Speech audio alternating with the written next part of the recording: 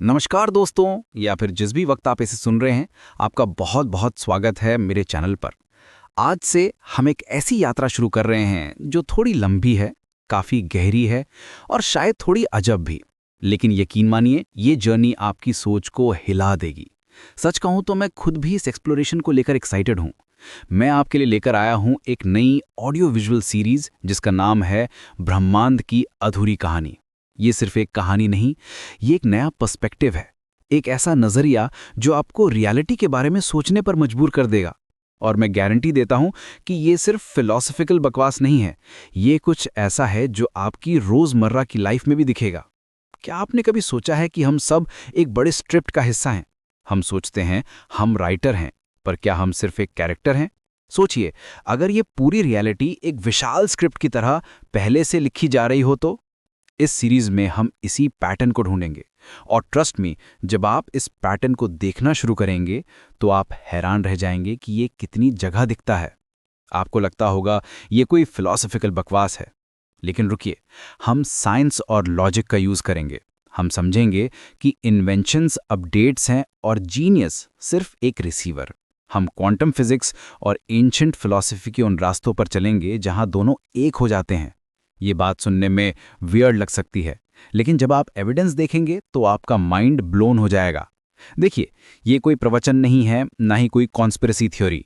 हम डरने नहीं, अवेयरनेस फैलाने आए हैं। अगर आपको लगता है कि आपको सब पता है, तो शायद ही आपके लिए नहीं है। ये उनके लिए है जो इंटेलेक्चुअल ऑनेस्टी में बिलीव करते हैं। और हाँ, मैं जानता हूँ ये थोड़ा चैलेंजिंग लग रहा है, लेकिन सबसे इंटरेस्टिंग डिस्कवरीज वही होती हैं जो हमारे कंफर्ट जोन से बाहर होती हैं। तो इस 14 पार्ट की जर्नी में हर एपिसोड एक नई परत खोलेगा। पहले हम देखेंगे कि कैसे हमारी हर चॉइस पहले से डिसाइडेड लग रही है। फिर हम एक्सप्लोर करेंगे कि इन्वेंशंस कैसे अचानक से मल्टीपल लोगों के दिमाग में एक साथ आती हैं। क्या ये कोइंसिडेंस है या कोई पैटर्न? मैं आपको बताऊंगा कि टेलीफोन, लाइट बल्ब और कैलकुलस जैसी इन्वेंशंस कैसे एक ही टाइम पर अलग अलग लोगों के दिमाग में आईं। ये सिर्फ लक नहीं हो सकता। हम बात करेंगे उन साइंटिस्ट्स की जिन्होंने कहा था कि इंफॉर्मेशन यूनिवर्स का फंडामेंटल बिल्डिंग ब्लॉक है। हम देखेंगे कि एंशिएंट इंडियन फिलॉसफी में कैसे ये सब कॉन्सेप्ट्स पहले से मौजूद थे। वेदों में लिखा है सर्वम खलविदम ब्रह्म, सब कुछ ब्रह्म है। क्या ये सिर्फ स्पिरिचुअल बात है या कोई डीपर साइंटिफिक ट्रूथ? मैं आपको दिखाऊंगा कि कैसे मॉडर्न फिजिक्स इसी कंक्लूजन पर पहुंच रही है, बस डिफरेंट वर्ड्स में। क्वांटम फिजिक्स कहती है कि ऑब्जर्वर इफेक्ट से रियलिटी चेंज हो जाती है। एंशिएंट फिलॉसफी कहती है कि कॉन्शियसनेस ही रियलिटी क्रिएट करती है। दोनों एक ही बात कह रहे हैं, बस अलग भाषा में। और ये सिर्फ थ्योरी नहीं है, इसके प्रैक्टिकल इम्प्लीकेशंस हैं जो आपकी डेली लाइफ में भी काम आएंगे। हम एक्सप्लोर करेंगे कि कैसे टेस्ला, आइंस्टाइन, न्यूटन जैसे जीनियस लोग कहते थे कि आइडियाज उन्हें रिसीव होती थीं, क्रिएट नहीं होती थी। टेस्ला कहता था कि वो अपने इन्वेंशंस को पहले अपने माइंड में कंप्लीट करता था, फिर रियलिटी में बनाता था। आइंस्टाइन कहता था कि उसकी थ्योरीज उसे आती थीं। क्या ये सिर्फ मेटाफॉर था या कोई एक्चुअल मैकेनिज्म है? ये क्वेश्चन हमारी पूरी अंडरस्टैंडिंग को चेंज कर सकता है। इस सीरीज में हम देखेंगे कि कैसे सिंक्रोनिसिटीज हमारी लाइफ में आती हैं, कैसे राइट टाइम पर राइट पर्सन मिल जाता है, कैसे कभी कभी लगता है जैसे कोई इनविजिबल हैंड हमें गाइड कर रहा है।